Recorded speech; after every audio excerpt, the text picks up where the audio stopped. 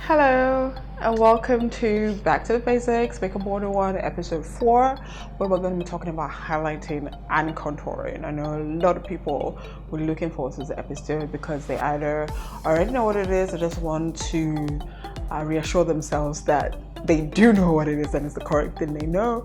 A lot of people just do it because they don't even know what it is about. Anyway, for the benefit of those who are just joining or just watching the series for the very first time, my name is Barbara. I'm a makeup artist, a beauty blogger. I'm also a makeup a marketing professional with specialty in digital marketing and marketing communications. I like to describe myself as a corporate creative. And thank you for watching this Back to the Basics Makeup 101 series, which is for everyone that really you're a pro and you just want to be reminded of what you already know, or you're a beginner and you know all these things about makeup, you've seen it but you really don't understand. This is just a step-by-step guide on different products and different tools and how to do or achieve the different looks, different finishes that we all see everywhere, but breaking it down really simple and explaining it. So this is episode 4. In episode 1 we talked about primer and foundation. In episode 2 we talked about concealer. Episode 3 we talked about powder, and now we're talking about highlighting and contouring. So highlighting and contouring, there are a lot of myths around it, but it's very simple, very basic. The face is not a plane, it is not a flat object, and so when light hits it, it doesn't hit it all at the same time and cover every area. The face has angles, it has curves, and so when the light hits my forehead, it doesn't necessarily hit my cheeks, or when it hits my jaw, it doesn't necessarily hit my temples. And highlighting and contouring basically just gives me my angles back. That is what it does. When we apply foundation and concealer and powder, our face becomes a flat surface with everything. Like, as you can see now, my face just looks like the same shade all over, and that is not supposed to be. So highlighting and contouring restores the angles back. Where the light hits, where it's supposed to be dark, highlighting and contouring does that. Now, there are 2 basic steps or basic techniques for highlighting and contouring. You either do it along with steps 1 and 2, foundation and concealer. You either do that where you use a cream product or your base product, as we call them, to do your highlighting and contouring. So you use a darker foundation and a lighter foundation to do that.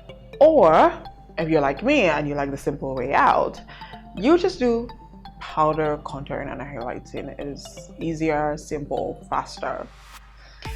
So basically, where do we highlight and where do we contour? So we highlight the high point of the face. So we have the upper cheeks area, we have the forehead area, we have the chin area, and of course we have the nose, the top of the nose to be specific. Where do we contour? Now, for people with high forehead, they do contour a lot. People with big foreheads, they contour the edges of their forehead. And it's also a good idea to contour the edges of your forehead because then it helps to blend your foundation and everything and your powder with your hairline. You don't want to see a big line here from where your makeup stops. So contouring your forehead helps. It's just the amount of contouring you do on your forehead that now differentiates people with big foreheads and people with smaller foreheads. The other place you contour is you contour the sides of your nose because the light ain't hitting that place. So you contour the sides of your nose, and then you contour under your these are your cheekbones. You contour under your cheekbones, and then you can also contour for fat people. This is a trick, so I love to do it a lot. You contour here under your chin area. I like to use powder, my go-to is the Zaron Face Definer. I also have, which is like really dark, you will see. So the powder is like dark, and the concealer is the highlighting powder is a shimmer highlighting powder, and this is a matte dark one. So the highlighting powder doesn't always have to be shimmer, so I really like this MAC duo that I have for Sculpt and Shape. So it is a matte one. So you see that the highlighting powder is actually matte. So this is really good for you want a super matte look. This is highly recommended. So it's all matte, both of them, and the light sweep. This is light sweep and Shader Star. They come as single products, but I got this as a duo. Yeah, and then you literally you should actually do your highlight and contouring with an angled brush, but nowadays you can pretty much, there are a lot of tricks to it like everything else. So I'm going to show you a couple of brushes. So this is an angled brush. This is a really small brush. You can use it, it has multiple purposes, and this is actually a blush brush, but I use it for contouring and highlighting. And some people also use a fan brush. They use a small fan brush, a small or large fan brush to contour, because it just helps you like just create that line. In fact, no, let's keep that for another day. So I'm just going to use the one I've been using, which is this one. It is, like I said, it's a blush brush, but it actually has like kind of like an angle sort of.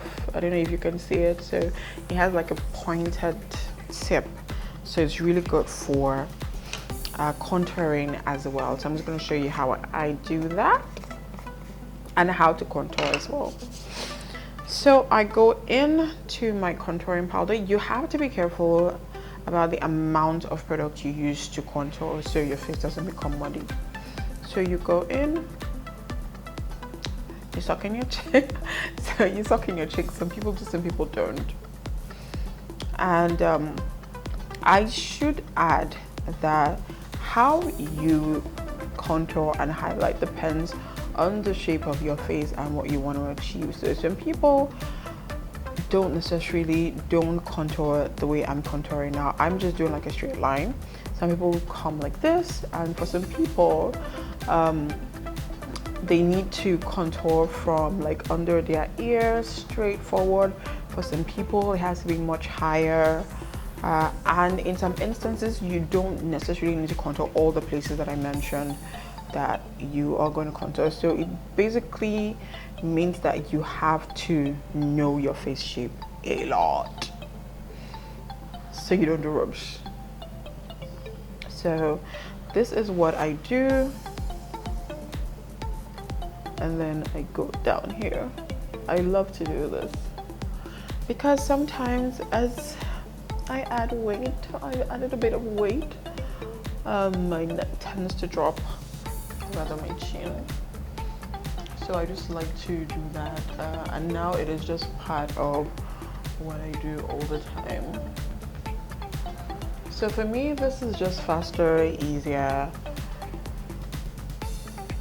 than doing it with foundation or concealer, especially the contouring aspect, because even after you've done it with a concealer, a foundation, you still need to go over it with powder to set it. But I just like to just use powder from the beginning. So I don't know if you can notice, if you notice that my face has a bit of angles now. It's not as flat as it was before. And then I'm gonna go in with the same brush and just press it a bit and go into the contour powder so that I can do my nose. So I'm just going to go the sides of my nose, and I'm gonna take it up a bit, so the side, just like so, just the sides. And I'm gonna come down here.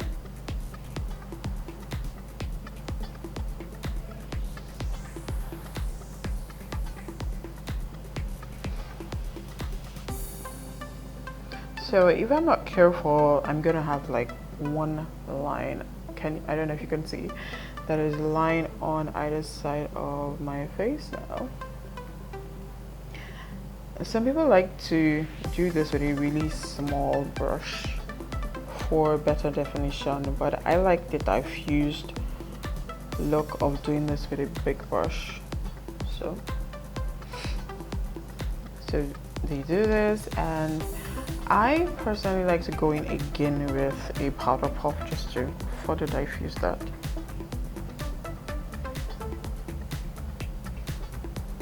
So it is not too, yeah. I think it's better.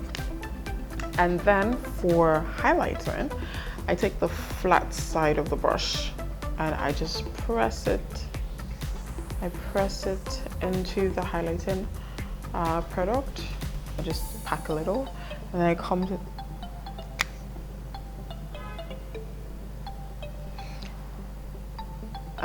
to the high point of my cheeks, and I apply that.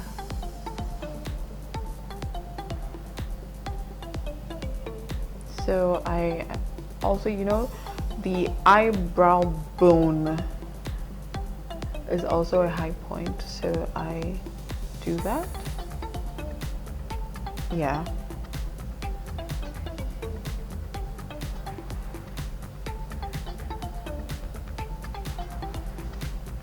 Can you see the difference?